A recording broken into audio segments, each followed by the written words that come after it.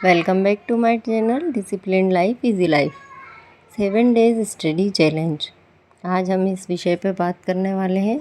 आपसे इस चैलेंज का उद्देश्य कम से कम समय में अधिकतम यानी कि बहुत ज़्यादा हमें प्रभावी पढ़ाई करना है।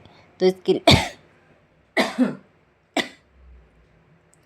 इसके लिए मैं कुछ टिप्स आपको देना चाहूँगी।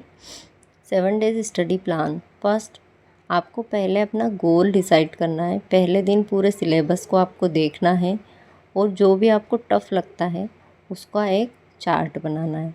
सेकंड टिप है टफ़ टू इजी में आपको जाना है। पहले कठिन चीज़ों को आपको देखना है, पढ़ना है, ताकि आपका जो एनर्जी लेवल है वो थोड़ा हाई हो जाए।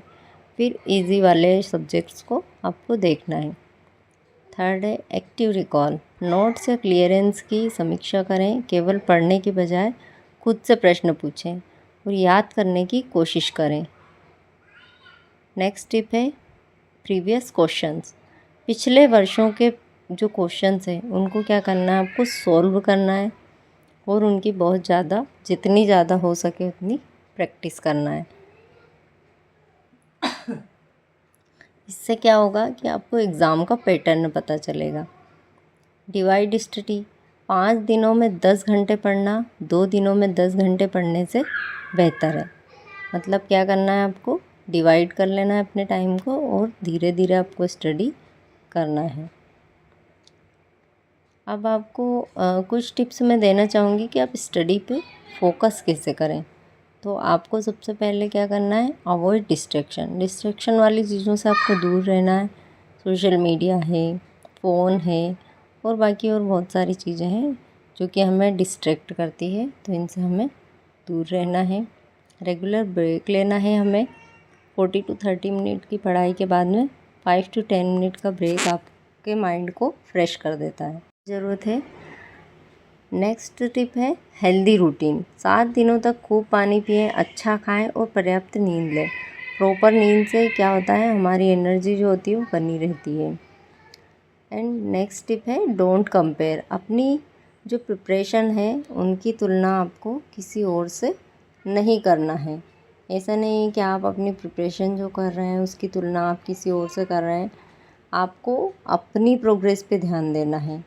आपको अपने आप के लिए सोचना है, ना कि ऐसा कि भाई वो सामने वाला बंदा तो ऐसा कर रहा है तो मुझे भी ऐसा ही करना है। तो ये चीज़ आपको बिल्कुल अवॉइड करना है। और सबसे मेन चीज़ जो है वो है डिस्ट्रैक्शन। तो जितनी भी चीज़ें डिस्ट्रैक्ट करने वाली है उनको बिल्कुल ख़त्म करना है। इसके लिए बिल्कुल एकदम प्रॉपर टाइम टेबल बनाकर सेट कीजिए और अपना कर देखिए। 7 दिनों में अगर आपका जीवन ना बदल जाए तो फिर बोलना। 7 दिन बहुत होते हैं। अगर 7 दिन में आपका ये रूटीन बन गया तो फिर आप अपने इस चैलेंज को बढ़ाकर 21 डेज़ कर लीजिए और फिर आप देखिए कि आपकी स्टडी में कितनी अच्छी कमांड होती है और आपकी कितनी अच्छी प्रोग्रेस होती है। तो ये जो टिप्स है ये आपको मैंने दिए हैं, तो इन टिप्स को आपको अपनाना ज़रूर है, क्योंकि कोई भी गवर्नमेंट एग्ज़ाम को निकालने के लिए, कोई भी सरकारी परीक्षा को आप देंगे तो उससे पहले आपको तैयारी करनी पड़ेगी। एक सटीक रणनीति आपके पास होना चाहिए, कि स्ट्रेटेजी होना चाहिए। बिना स्ट्रेटेजी के आप कितना भी पढ़ लें, बिना टाइम टेबल के आप कितना भी गोल्स बना लें, तो आपके गोल कभी भी आप कंप्लीट नहीं कर पाएंगे। एक बार अपने गोल को देखिए कि हमारा गोल है क्या। पहली बात, इंसान को गोल ओरिएंटेड होना चाहिए। यदि आप गोल ओरिएंटेड हैं तो उसके हिसाब से आपको अपनी प्लानिंग करके चलना है। अगर आप अपनी प्लानिंग अच्छे से करेंगे तो आपको डेफिनेटली सक्सेस मिलेगी। यदि आप अच्छे से प्लानिंग नहीं करते हैं तो आपको सक्सेस मिलने के चांसेस बहुत कम हो जाते हैं, क्योंकि लाइफ में सबसे मेन चीज़ होती है डिसिप्लिन। अगर आप अपना डिसिप्लिन मेंटेन कर सकते हैं तो आप अपने आप को पूरी तरह से मेंटेन कर सकते हैं। टाइम मैनेजमेंट और डिसिप्लिन, ये दोनों मिल कर के आपको उन्नति के शिखर पर पहुंचा सकते हैं। चाहे कुछ भी हो जाए, चाहे हालात जैसे भी हो, बट इन 7 दिनों में आप अपना एक गोल बनाइए और उसको पाने के लिए आप बिल्कुल अग्रसर होइए। अगर आप उनको पाने के लिए बिल्कुल एकदम उतावले होंगे, बिल्कुल पागल हो जाएंगे, तो आप फिर देखना कि आपको गोल मिलता है या नहीं। क्योंकि ऐसा कोई लक्ष्य नहीं है जो किसी भी इंसान ने डिसाइड किया और उसको पा ना सका हो।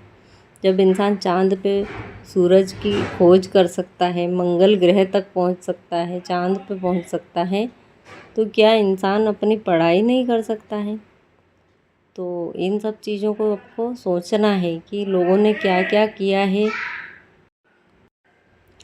आप अपनी स्टडी को जैसे भी कंटिन्यू करके रहेंगे, बिल्कुल कंटिन्यूशन होना चाहिए, एकाग्रता बनी रहे और इसी से आपको सफलता निश्चित मिलेगी। Thank you for watching my video. Thank you.